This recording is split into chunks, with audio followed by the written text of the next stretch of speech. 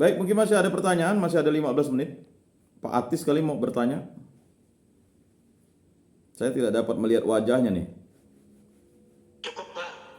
Cukup ya. Pak Linkun kali mau bertanya kan? Atau Pak Cukup juga katanya. Cukup. Cuman Pak Murad besok katanya. Ah? Halo? Gim- Halo. Gimana Pak? Ya cukup, Pak. Oh cukup. Cukup. Rajin berdoa Pak ya. Oh ada Pak Pak. Murad. Pak Murad. Pak Murad. Pak Murad mau bertanya. Silakan Pak Murad. Halo, Pak. Ya, salam Pak. Apa yang Bapak apa yang Bapak sampaikan tadi, Pak? Saya mendengar, Pak. Dan betul. Bukan saya tidak pandai berdoa, namun karunia saya ini agak kaku kali kalau mengucapkan doa depan orang banyak. Namun kalau saya berdoa sendiri, terus dengan keluarga tetap. Jadi makanya saya agak menghindar. Pak Murad tolong didoakan. Kalau memang hati saya belum siap, tidak pandai sebut kata-kata Pak. Tapi saya rasa saya sudah menyerahkan semua itu dengan Tuhan. Tuhan, apakah ini memang kekurangan saya? Waktu saya ngomong di depan bisa, tapi waktu saya berdoa kok susah sekali. Nah, kalau bilang saya tidak beriman, saya yakin saya beriman. Kalau saya tidak beriman, saya tidak akan percaya dengan Yesus. Itu yang landasan utama saya. Kalau orang bilang saya tidak beriman, silahkan, itu hak dia. Saya tidak menyalahkan sesama manusia, kan begitu, Pak? Ya, ya. Jadi itu saja, Pak. Baik. Memang begini, tidak semua orang itu bisa berdoa itu di depan umum. Itu tidak bisa kita katakan dia tidak beriman. Konsep beriman dan tidak beriman itu kan tidak bisa dinilai oleh kata-kata orang. Yang bisa memahami kedalaman hati kita hanyalah Tuhan Allah. Memang ada yang belum terbiasa menggunakan kata-katanya untuk berdoa di depan umum atau bagaimana, tetapi dia bisa berdoa di dalam hatinya. Justru doa-doa di dalam hati itu adalah doa-doa yang didengarkan Tuhan Allah. Doa yang didengarkan oleh orang lain itu adalah doa yang dipanjatkan untuk mengajak semua orang, mari ikutlah aku. Itu kata Yesus. Jadi berdoa bersama itu tujuannya adalah membangun koinonia, persekutuan. Nah, sama seperti kita misa atau misalnya kita ibadat, kita kan mengajak semua orang untuk berdoa. Pahamkah kita bahwa kita ibadat atau sembahyang atau misa itu adalah berdoa? Ya. Jadi berdoa itu adalah komunikasi dengan Allah dan sudah sepantas dan selayaknya sebagai seorang beriman berdoa.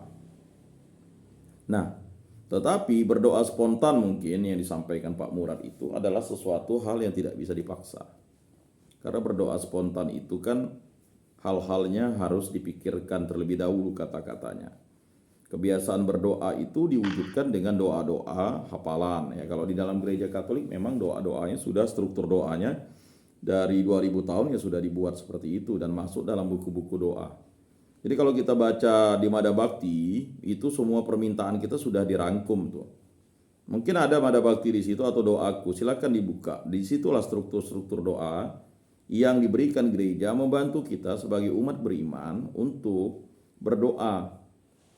Sehingga doa-doa itu ada yang doa-doa hafalan yang memang yang membuat orang menjadi terbiasa berdoa. Ya kan?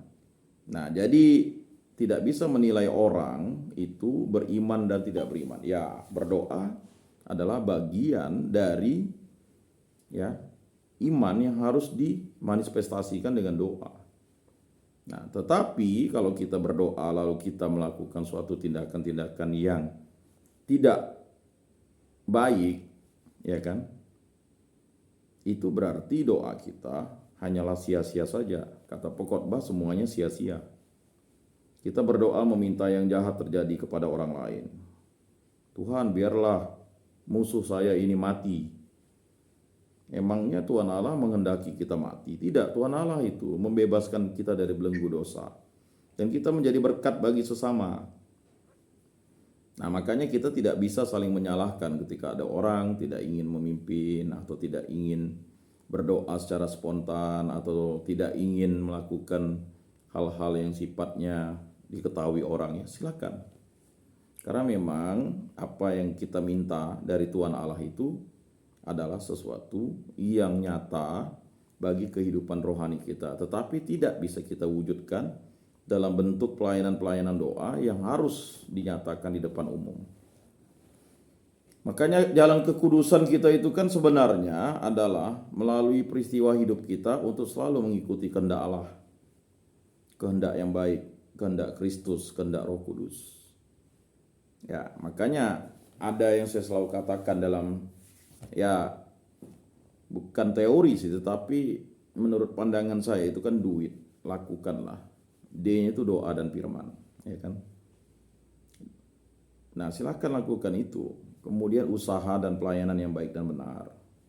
Iman dan takwa kepada Allah Tritunggal yang Maha Kudus, T-nya tabah dan setia mengikuti jalan salib Yesus Kristus. Nah, hal-hal itu adalah perwujudan bagaimana kita beriman. Ya.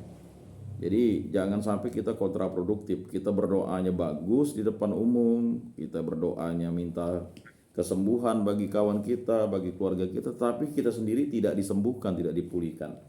Maka dalam doa sebelum kita menyambut itu di gereja Katolik itu kan kita bilang kepada Tuhan Allah, ya kan? Kan begitu. Tuhan, saya tidak pantas engkau datang pada saya, tetapi bersabdalah saja maka saya akan sembuh. Jadi hubungan kita dengan pribadi itu yang paling utama. Kita rajin mendoakan orang, lupa kita mendoakan diri kita sendiri kan. Kita rajin mendoakan orang supaya orang sembuh, pulih, ini itu, rupanya kita tidak mendoakan diri kita sendiri. Padahal diri kita sendirilah yang butuh Tuhan Allah. Bukan istri kita yang butuh Tuhan Allah, kita yang butuh Tuhan Allah. Tapi kita karena takut, mungkin macam-macam, lalu istri kita yang kita doakan, anak kita yang doakan. Egoiskah kita berdoa untuk diri kita sendiri? Tidak, karena memang kita yang telah diselamatkan oleh Tuhan Allah dan hubungan kita dengan Tuhan Allah itu. Makanya hubungan intim antara Yesus dengan Allah, Yesus dengan Bapaknya itu diwujudkan dengan contoh teladan waktu berdoa, semalam-malaman dia berdoa. Ya kan? Tapi orang tidak tahu doa apa yang disampaikan Yesus kepada Tuhan Allah.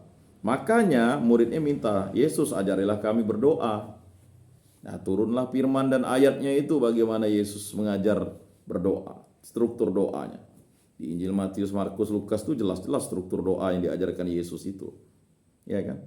Bapa kami, dia menyebut Bapa kami yang ada di surga. Jadi kita berdoa itu jelas. Ya kan? Maka kita harus memuliakan nama Allah, dimuliakanlah namamu. Walaupun doa kita tidak menambah kemuliaan Allah. Doa kita adalah mengingat bahwa kemuliaan Allah lah yang menyelamatkan kita. Nah, mungkin itu dulu untuk penjelasannya. Baik, terima kasih Pak Murad. Ya, mungkin Pak Murad ingin mengungkapkan isi hatinya. Ya, puji Tuhan. Kan begitulah cara kita berefleksi, mengevaluasi diri, merenungkan proses yang terjadi dalam hidup kita. Kita menampilkan diri kita apa adanya. Tetapi dalam proses, Tuhan pasti akan memberikan kekuatan kepada kita kalau kita menyandarkan diri pada kekuatan Allah. Bukan pada kekuatan pribadi yang akan mengakibatkan kita sombong. Nah, demikianlah bimbingan dan penyuluhan kita pada hari ini. Terima kasih untuk responnya. Kita akan berjumpa pada minggu depan. Ya, saya sangat bersyukur dan terima kasih ada respon-respon positif, ya kan, yang membangun komunitas kita ini untuk menjadi komunitas yang terus menjadi baik karena kehendak Yesus Kristus. Mari kita tutup pertemuan kita ini dalam doa. Dalam nama Bapa dan Putra dan Roh Kudus. Amin. Allah Tritunggal yang Maha Kudus, kami bersyukur di hadapan-Mu karena karya agung-Mu kami dapat diperjumpakan dalam kegiatan bimbingan dan penyuluhan serta katekesi ini. Allah Tritunggal yang Maha Kudus, kami bersyukur kami mampu untuk menjadi pribadi yang terus untuk setia kepadamu karena kehendak-Mu. Berkatilah istri-istri kami, anak-anak kami, cucu-cucu kami, para orang-orang yang kami sayangi, bahkan orang-orang yang kami benci, agar kami dapat selalu menjadi hidup rukun, damai, dan sejahtera. Dan kami mau mengampuni, mau memberikan pengampunan kepada orang yang mungkin membenci kami dan memusuhi kami. Dan ampunilah dosa-dosa kami, agar kami dimampukan untuk menjadi pewarta dan saksi iman yang hidup dengan firman dan sabda-Mu, dan selalu dibimbing oleh kasih karunia Roh Kudus-Mu. Semua doa ini kami serahkan dengan perantaraan Tuhan kami Yesus Kristus yang hidup dan meraja kini dan sepanjang segala masa. Amin. Dalam nama Bapa dan Putra dan Roh Kudus. Amin.